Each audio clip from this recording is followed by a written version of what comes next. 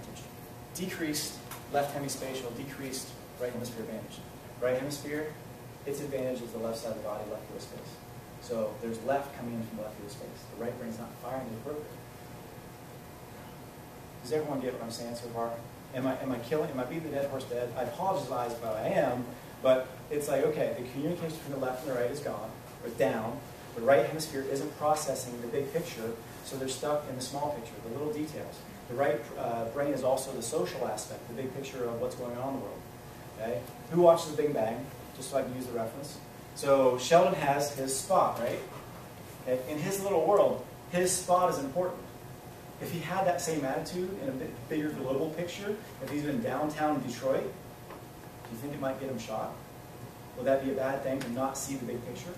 So if you're stuck in that small picture and don't see the big picture, then there's social ramifications for that, which we laugh about on the show, but could be dangerous in other contexts. So, is there they show a developmental deficit? Yes.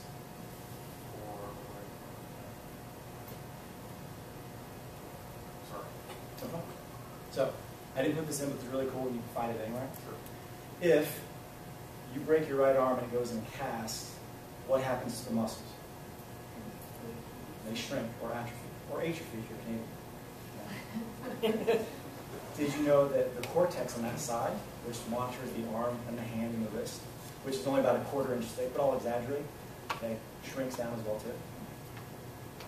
So that's decreased connection. There's fewer fibers because you're not using it as much. It is the use it or lose it philosophy. Okay, well, 90% of the cortex up there is the association cortex. It's not movement. It's not sensation. It's not vision. That's only about 10 to 15%. 90% is the association part. But by using some of these things in movement, with vision and sound coming in, that's why they have sensory integration. Because I think just about everybody's heard of sensory integration, these types of problems. So that's the philosophy of, okay, if you can stimulate the right side of the brain and get it picked back up, which there's a study on this later, in case you were wondering, by doing things the left side of the body, sounds, light, colors, you can get that picked back up. You can start seeing improved changes with everything we're talking about. Socialization, big picture. Right brain deficiency. Children's Hospital, Philadelphia.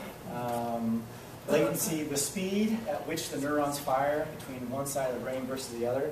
There's a right hemisphere delay or latency from things coming in. If they flash a light on one side, it's slower to light up that side of the brain back there than it is coming from the right field of space to light up that side. It's slower. There's a functional disconnectivity. Right hyporeactivity, interhemispheric asymmetry in EEG. Looking at EEG, they hook little wires on the brain. They look a little like, skid marks kind of up and down type thing. And on the right hemisphere, there's hyporeactivity and potential even hyperconnectivity. So that's the 10% where it can fire more and more and more to compensate for the right brain being down. So normally the hemisphere should fire about equal. Okay? If developmentally that right didn't catch up because mom didn't have enough vitamin D, mom was autoimmune, mom had food sensitivities, mom had an infection. The study came out a couple months ago about getting the flu shot or staying away from the flu so you don't get sick, because if the mom is sick and it causes inflammation in the mom, that if the baby comes out and it's potentially inflamed, that you have inflammation in the glue cells in the brain. So try to avoid getting sick in general, but especially if you're pregnant for obvious reasons. Decreased right brain EEG, Moscow. I knew I'd get to Russia sometime. EWA, because I don't know, in Moscow it translates differently. Boys with autism, atypical leftward broadband asymmetry. More on the left, less on the right. Left brain, right brain. Okay? Windows 95, Windows 2012, or beyond. Diminished capacity of the right temporal cortex to generate EEG waves. It's just not firing as much. Less. Impaired right processing. The right hemisphere fails to respond to temporal novelty, new information. The right brain usually processes new information, but in those with autism, they're looking at the little picture instead of the big picture first. Normally look at, like, somebody walks in the room, you're like, hey, it's a person. Not, hey, there's a necklace, there's some shoes, there's a watch. It's normally big picture first. If somebody walks in, or if I show you a picture of a Da Vinci, you look at it, you go, oh, I see the whole thing. You don't go straight to, hey, there's like, God's fingertip. That's Michelangelo, Sistine Chapel.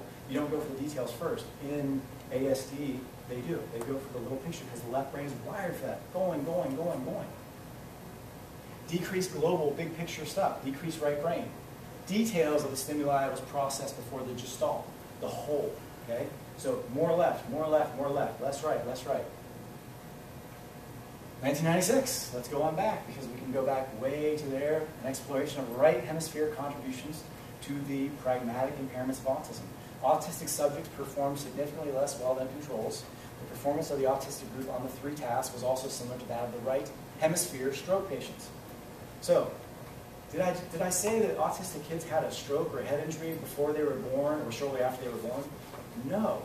But the processing of the information looks like somebody who had a head injury on the right or a stroke on the right.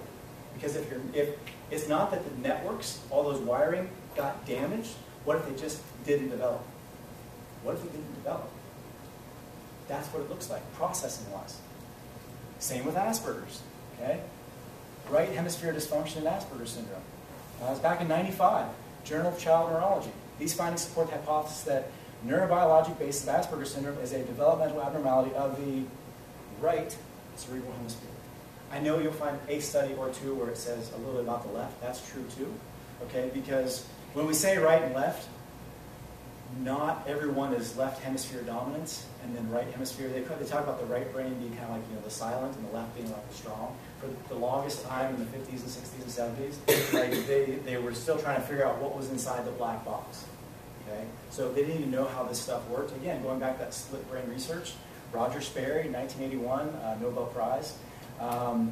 They didn't know a lot of the stuff that they know now, so we're actually starting to put it together. But that was back in '95. This one I threw in just because it has a comparison to ADHD and autism. They were saying way back then, Malillo didn't make it up, I didn't make it up, Dr. Carrick didn't make it up, that right hemisphere deficit syndrome in children. They described 15 kids with behavioral disturbances. Looked at them and almost, the findings were consistent with right hemisphere damage or dysfunction. Almost all the children had attention deficit disorder.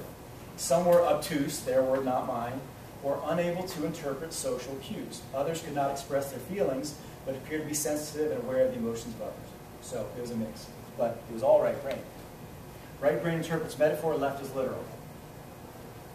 How many of you knew of the archaeologist that his career ended in ruins? Did you know that branding cowboys have sore calves?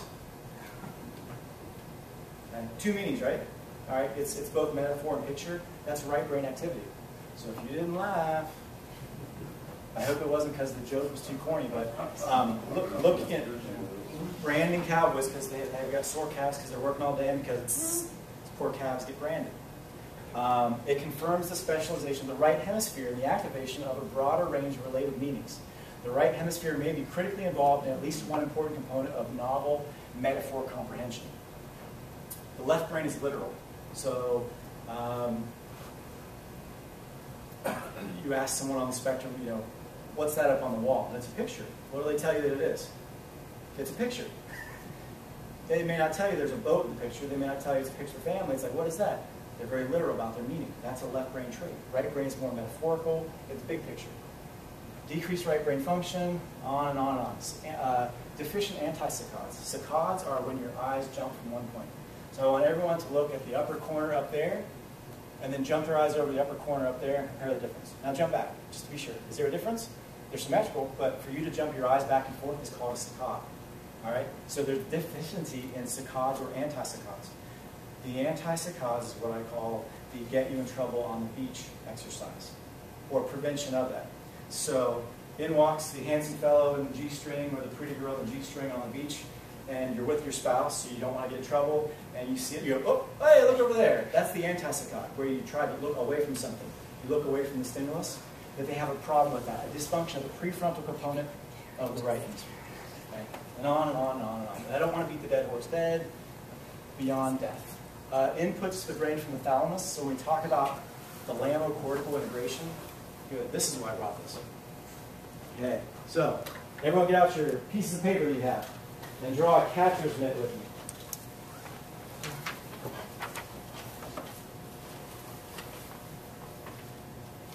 isn't it?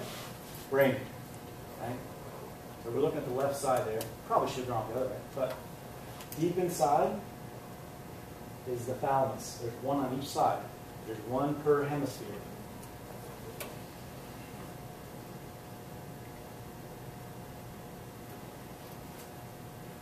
Thalamus and cortex. Okay. Up and back. Thalamocortical processing. Back when I was just one of the regular chiropractors, I was fascinated by a study back in about 2004 where same thing, if you have a cast on your arm and it shrinks, the brain shrinks, patients in chronic pain, their brain starts to shrink too. The big neurons that come up from these big joints to tell us where we are in space, the ones coming in from the eyes where something lights up, if you close your eyes, this back portion, that occipital cortex, pretty much goes silent because there's nothing coming in. Eventually it'll start to kind of flicker itself. That's where dreams come from and information, because it won't sit there silent forever. If somebody loses their sight, it'll be taken over by other parts, kind of like with the phantom limb. We may talk about that. Thalamocortical integration, they found that like patients in chronic pain, their brain will start to shrink, and so would that thalamus down deep inside, because you're not getting as much normal sensation like movement. Because when we're talking about how the brain develops, does the brain develop in outer space? Does the brain develop in a box? No, it develops from stimulation.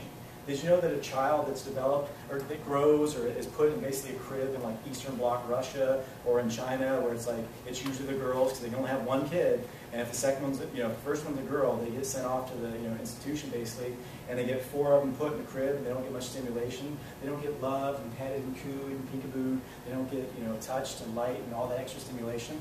That the actual wrapping on the outside of the brain, instead of being like these big, beautiful chunks, from one area to the other, is much more like this. Kind of like the brain shrinking from pain. It didn't get damaged. It just didn't develop appropriately. That's what we've been talking about all along, right? So if you take a child and whether it's when the right side is catching, when the right side is developing the first couple of years, or the left side, if it's just as an infant, it just won't develop the whole thing. The right doesn't go through the growth spurt, the left doesn't go through the growth spurt. So it's more like the talk of like smooth brain. Yes. My son had an EEG about 4. Okay. He's nonverbal now. The EEG was to rule out like seizures. Yeah. But they found T4 and T4, I'm sorry, T3 and T4, the intermittent slowing on the right side. Okay. And they were like, oh, we don't know what this means. And it was kind of weird, but does that tie in? Absolutely. Yeah. If I didn't touch on it, and one of the we did with the temporal lobe. Yeah, precisely. Yeah, exactly. Because I want to go back and read the papers. I know. That's why I summarized it. That's why I just grabbed it straight from that. Okay, so muscles can grow, muscles can shrink. The brain can develop, grow new connections. It can lose them with disuse. So if it's going through a growth spurt and it doesn't get a chance to go with that growth spurt, doesn't learn to develop appropriately, crawl, walk. If the mother's sick while it's supposed to be going through that growth spurt, if she's got inflammation, if she misses out on vitamin D, if she's exposed to different toxins herself, then when the brain is supposed to be going through that growth spurt to get that head start, because they're supposed to do this throughout the first decade of life and then some, then we miss out on that. So the thalamocortical system. It fires up and downwards. This one, I grabbed a picture just to show you, but there's different nuclei in there, and different parts of the thalamus fire different parts of the brain. So when they call it the thalamocortical system, it fires up and down in that basically a 40 to 50 hertz type rate. And they find with the EEG that the right side is firing slower. So it's not just the right hemisphere, but the cortex, the thalamus is inside, and it fires up and down to it. It's not just the bridge between the two, it's how it fires in an entirety from the beginning. The cerebellum, that little brain that we saw, the first thing I pointed to down here with a couple extra letters in the middle, which means little brain, cerebellum instead of cerebrum. All right, so 2002, the cerebellum, the possible role of the cerebellum in autism, PDD, disruption of a multisensory feedback loop. Information going up and down in here, as well as back and forth, because the cerebellum is on the same or the opposite side of the brain that it fires to. Remember? Same. Opposite side of the brain, same side of the body. Yes. So, evidence suggests there is an aberrant, abnormal brain structure in this disorder, particularly in the cerebellum. There's a relationship between the pathology in the cerebellum and the symptomatology seen in autism PDD, with an emphasis on the sensory issues. Okay?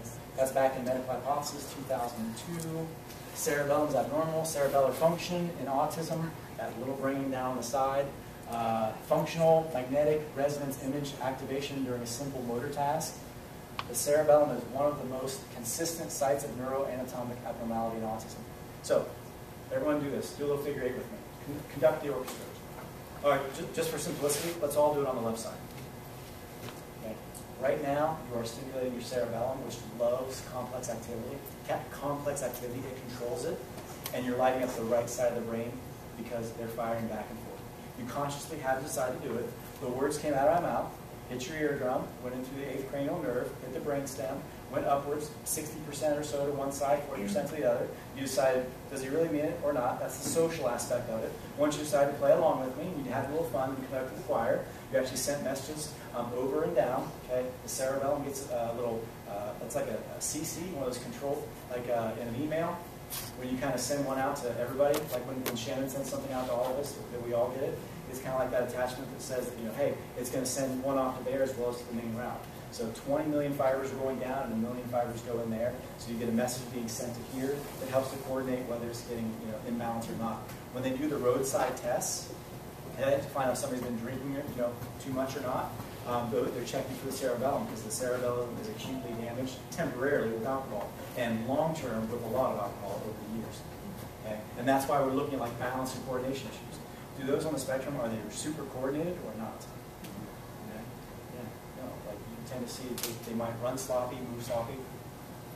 So, left cerebellum fires your right brain and back and forth. Okay? It's involved with cognition, it's involved with thought.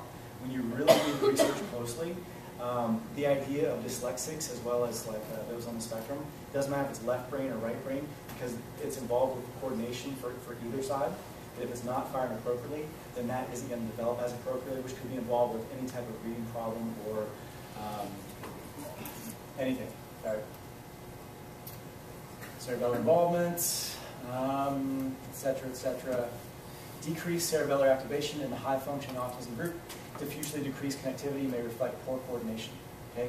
The findings might explain impairments in motor development in autism, as well as abnormal and delayed acquisition of gestures important for socialization and communication. Cerebellum fires the brain, normally, unless it doesn't. Okay? The electrophysiological abnormalities that are reported may reflect cerebellar influence on both frontal and parietal. We know that it fires up to the opposite side of the brain, except when it doesn't, as effectively. So, now there's brainstem involvement too, because it's not just the connection between the two, it's not just the bridge, it's not just the right hemisphere, it's not just the right thalamocortical integration, it's also the cerebellum, which fires up to the opposite side, but also it has its own little network that fires with the olive, which is part of, in the pons, the brainstem. When we saw, okay, the little brain down here, the big brain up there, we saw the thalamus deep inside on that drawing, well, also that little midbrain right there, there's what's called the olivary nucleus and the inferior olive, and it fires back and forth with those, so it gets a little complicated. But the brain develops normally by activity, by seeing, by tasting, by being petted, by being cooed. When they look at rats, if rats don't get petted, they get licked. The equivalence for a rat is basically to have its whiskers and to be basically licked by their mom. That's the attention. We don't lick our kids, but we pay special attention and touch and pet them. So if you cut off the whiskers on a rat, or you don't pet it, let it be licked on one side of its body, because it kind of gets, when they have it start to be licked on one side and not the other, take it away, so it only gets the one side stimulation. But you get a big difference than if you cut off both sides, or you cut off just the opposite side. Because they get a lot of information to the brain from those whiskers, just like we get a lot of information from what we see, what we hear, what we move, how we feel. That's just a picture of the inferior olive. So, going back to that statement before, about from the guy with all the extra letters at the end, who's part of the National Institutes of Mental Health, National Institutes of Health, 2006 Senate Committee. The new neurobiology of autism, cortex connectivity, and neuronal organization. He is agreeing with him and basically suggests that there's an epigenetic mechanism. Okay. So is epigenetic an actual change in genes? Or is it the expression of the genes? Like when they give those big fat brown mice the methyl donors, basically B vitamins, that the very next generation, even though it has the same genes, is a skinny little Olympic yellow mice. Okay? They played that key or they didn't play that key in life. Okay? So epigenetic, going back to that from the very beginning. Again, right hemisphere hypoactivated. Same thing. Long-range network, normal development. Development of large-scale functional brain networks in children. Development of large-scale networks is characterized by a weakening of the short-range functional connectivity and strengthening of long-range. So normal development is those new, the roads from here to Columbus, from here to California. Not just the baby teeth, not just streets from one Atlantic to the Pacific, all these tiny 25 and 35 mile per hour streets. It's like one of those futuristic movies where it's all city, like in the Matrix or something. It's not all city. We need to have a connection, a major highway between here and Columbus and here in Pittsburgh and here in Cleveland, because that's how we can get interstate travel that goes faster, faster, faster. So those cities, those networks can develop faster because they didn't just like, unlike the little suburbs where they just get a little bit bigger, we get North Point, Columbus, they get their bigger networks. It's actually the communication from one point to another in distant ranges. So not baby teeth. So abnormal long-range networks. We have abnormal long-range connectivity, so less of those long-range connectivity, both from side to side and front to back. Okay. Left hemisphere versus right. The left, when they talk about the gas pedal, they talk about approach behavior. Basically those people who have no fear, like, doing anything they want to, and they'll be in one thing, then the next, they'll go after it, they're approaching. The right brain is the avoidance. So if you touch the stove and it's hot, the right brain tends to remember that because it's the brakes. Okay? If the right brain isn't processing as effectively, then you're all gas. Gas, gas, gas, gas.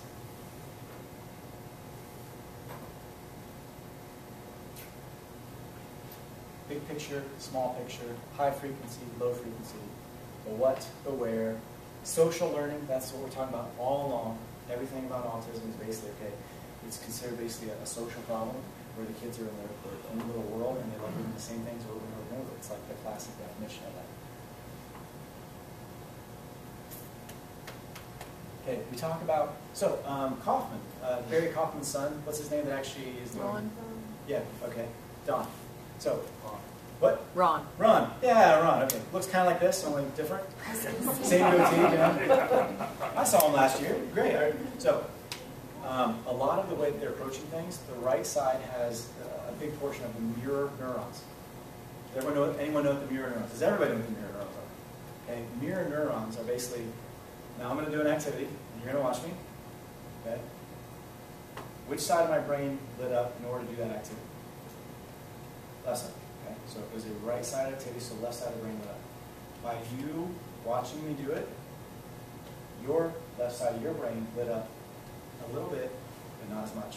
Those are called mirror neurons. They first noticed them when they saw the monkey in the cage and they had to do a certain task and reach for it, and they still had the electrodes on, and the researcher goes and reaches for his cup of coffee, and they look at the little graph, and it's going, it's like the monkey didn't move. Okay? So primates, us, other animals, they have mirror neurons that light up when you see an activity. If you see me jump up and down, okay, the part of your brain along the midline where the feet are, the map of the brain where the body is, it just lit up. Okay? I know how to make your left brain light up. There, take that. It's like a reflex, but it happens. So, or Ron Kaufman. So they talk about like are they happy in their own little world? Okay. The left brain is loaded with all those dopamine and serotonin. Okay, whereas, so if somebody gets a head injury on the right side, okay, the left side doesn't seem to care as much. Like, it's not that as big of a deal. If the left side gets damaged, and it's the sad brain that's now firing, well, they're going to be sad. They don't have as many of those chemicals saying, hey, let's be happy about things. So that's why if the left hemisphere is still going strong, which is the exact model that we're talking about, that all these researchers are starting to talk about, that's why they're happy in their own little world doing their own little things. Okay? Because it's the right side, it's sad brain, it's like, hey, doesn't bother them. No, go ahead. I had to throw a funny picture. Did I beat the dead horse? Okay, we're about to get to the exciting part about actually working with things. So, I'm beating it one more time. Compare neuroconnectivity in the corpus callosum. What's the corpus callosum? What's the metaphor we use? Bridge. Golden Gate Bridge. So some of the lanes are blocked. It didn't get blown up by terrorists. Didn't have a head injury, didn't have trauma. It just didn't get built as successfully when they were building up those bridges. It's more like the 6th Street Bridge, smaller. It's not the Golden Gate. Developmentally, decrease the EG on the right. So T3 and T4, there you are. I thought you took off. The door opened and closed and I was looking away. So autistic patients had significantly lower driving characteristics only in the right hemisphere. It was only lower on the right side. Left brain's good. Right brain's playing Pong. Playing Pac-Man. Playing Cuber. Yeah. Shoot some ladders. Okay, that's the metaphor. That's basically what is going on. Is it literal? No. But hooking up these two computers, hooking up a Wii Fit to an old Atari isn't going to work. Okay? And that's just the way it did not develop. Did it get damaged? No. No. Was there a stroke? No. Was there a head injury? No. No. Epilepsy, tumor? No, not necessarily. These things can happen, but developmentally, we're just saying it didn't grow, it didn't develop. Of course, I could drive home and get in a car accident and damage one or both sides of my brain. It can happen at any time. But we're not saying that happened in these kids. It just didn't develop. Those nerve networks, they're part of the social brain, and the right brain didn't develop. So normally, sensory input from the body goes to the same side cerebellum first. So comes in from the arms, comes in from the legs, comes in from the torso, goes up to there. It is sent to the opposite side of the upper brain, actually as it passes through there and back down. But it's sent to the opposite side of the upper brain, left and right, goes up to the frontal, goes up the parietal, temporal, occipital lobes, and this upper brain, or cortex, the proper term, has a major connection to our brainstem, okay? Both upwards and downwards. The right brain inhibits, it's the brake, we said, okay? It's like what slows things down, it's the avoidance behavior. Touch the stove, don't do that again, remember that right brain, okay? And both sides, not just the right, actually inhibit the sympathetics, okay, the fight or flight. Without this breaking of our sympathetic nervous system, a lot of chronic conditions occur, and we see that in the pain world too, fibromyalgia, that type of stuff.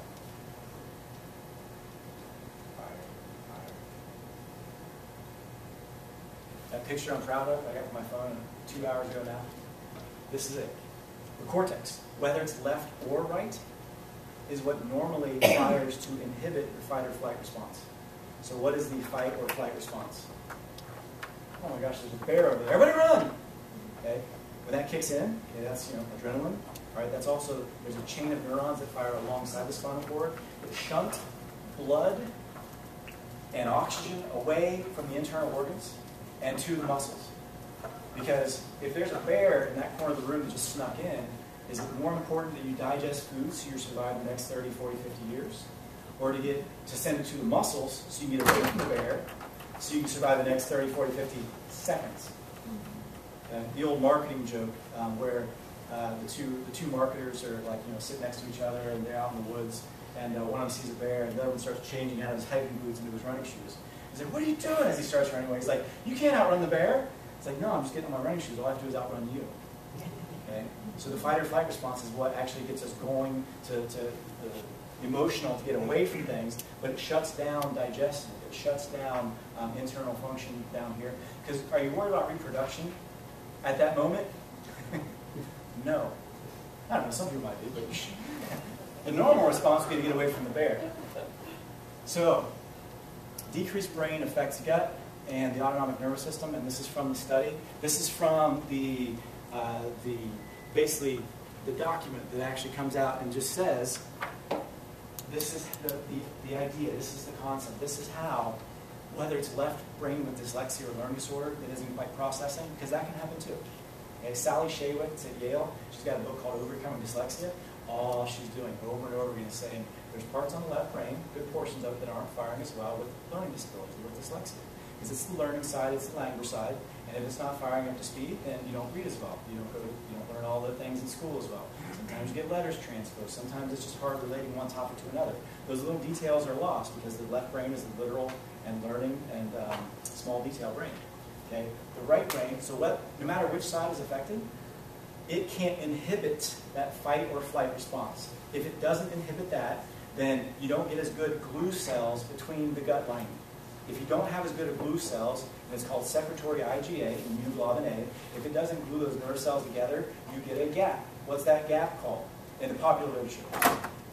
Leaky gut. Okay, so if the brain doesn't inhibit the sympathetics, and now they're on go, go, go, you don't get as much blood perfusion to the internal organs. Now you get leaky gut. What gets in? Proteins that shouldn't get through: gluten, dairy, soy, egg, yeast, rice, any of those things. Okay, I mean, there's a whole list you can test for through Cyrex.com. Okay, they're at the leading forefront of doing the immunology research, and they're just saying, hey, it doesn't matter if you have a bad gut because you have a bad brain because of autism or dyslexia, or because you're Junior Seau, because you're a football player who took maybe 5, 10, or 15 years too many dings to the head. You play in the NFL for 20 years, and you shoot yourself in the heart so you can leave your body to science. They can look at your brain, and it looks actually okay until you put it under the microscope. And then once you look under the microscope, and now you find that there's chronic traumatic encephalopathy, which causes these tau protein and scar tissue that happens inside the brain, which literally looks about the same as Alzheimer's dementia. Okay, so when we talk about brain function, we talk about neuroplasticity, we talk about functional neurology, it doesn't just apply to these things, because the brain can be diminished, can be damaged, can be inhibited from stroke, from tumor, from epilepsy, from seizures. So if you have increased sympathetic tone of fight or flight, and I'm going to skip down to some of the better ones, okay? Decreased peristalsis, which is like things processing through. Decreased gut motility, okay? Decreased absorption. So not just enzyme therapy or too much of a bad thing. What about not enough vitamins? There's poor absorption of vitamins. See how this could this model, this actual the way they're looking at it from the world, saying, hey, the Earth is round. We finally have enough pictures now of it. Somebody actually flew all the way around. His name was Lindbergh, right? Okay. But this model could actually entail everything that we're talking about. When Melillo spoke at Autism Speaks last year, he was basically saying, I highly respect all the researchers that are doing involvement in